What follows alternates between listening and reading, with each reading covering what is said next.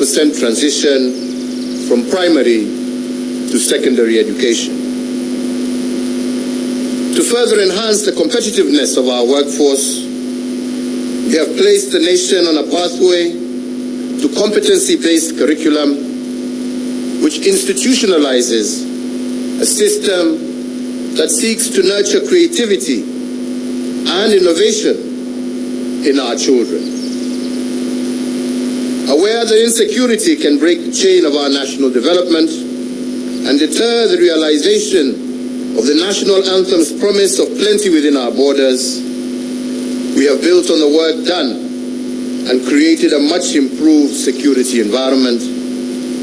Critically, we muted the wave of terror attacks that had placed a stranglehold on our nation, reduced crime rates, and secured significant progress in terms of illicit trade in firearms and other long-standing security challenges.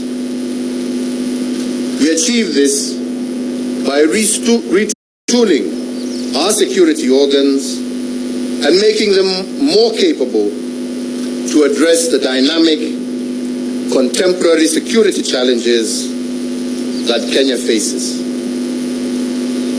To realize the dream of equitable development, we have fostered and given impetus to the devolved system of governance.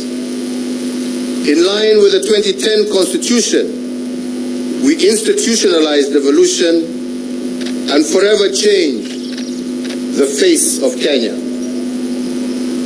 Through devolution, government is now much closer to the people, with Kenya shillings 2.5 trillion transferred by the national government to the counties from 2013 to date.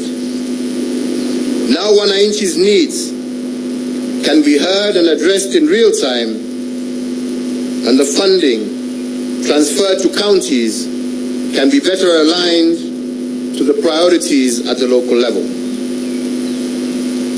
With the mandate you gave us, we pursued the vision of previous administrations for greater economic integration within the East African region and led the push to admit the Democratic Republic of the Congo into the East African community.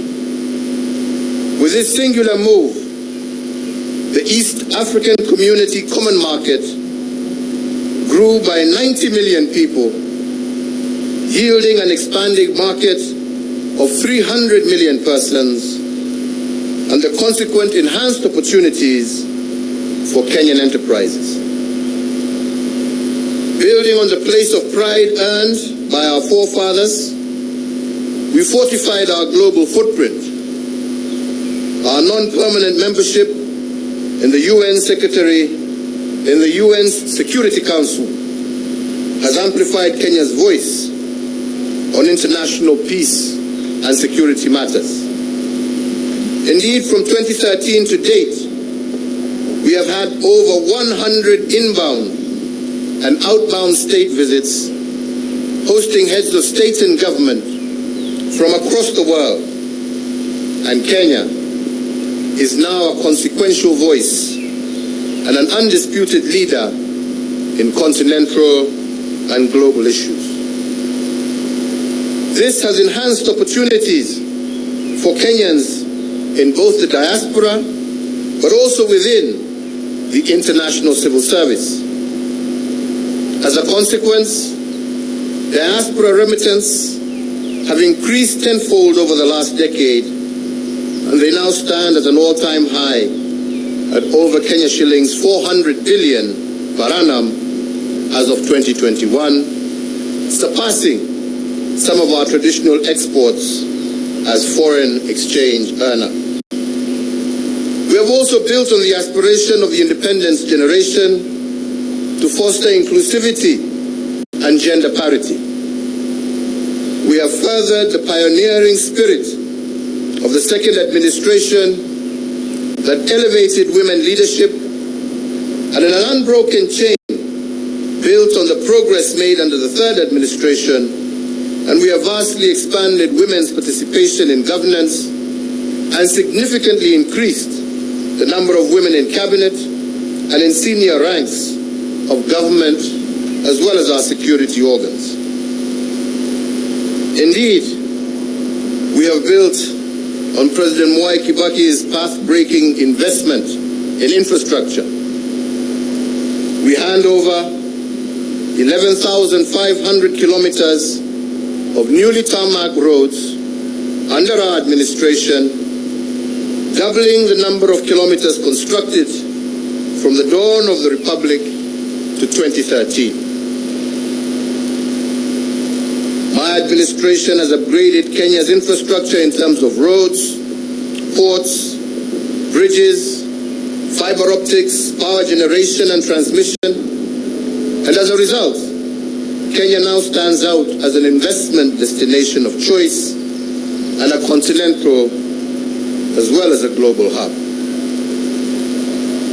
In enhancing service delivery, with the mandate you gave us, we also transformed the way government services reach the Mwananchi.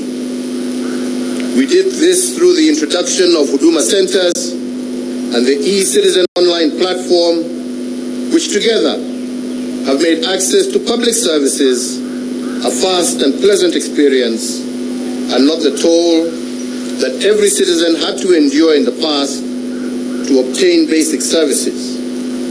Now passport applications, birth certificates, marriage certificates, business registration, driver's licenses, and so many others can be done online from anywhere in the world. As a digital government, we successfully transitioned from analog to digital television and radio, resulting in the country today being home to 130 TV stations, up from 14 in 2013, and 204 radio stations, up from 130 in 2013. These figures do not factor the massive expansion in the digital space that has seen many hundreds of thousands of Kenyans successfully monetize various digital communication avenues. I have immeasurable pride in having the magical tag of Made in Kenya affixed to a much wider range of products, and my administration has reinvigorated domestic manufacturing and diversified our exports of finished products.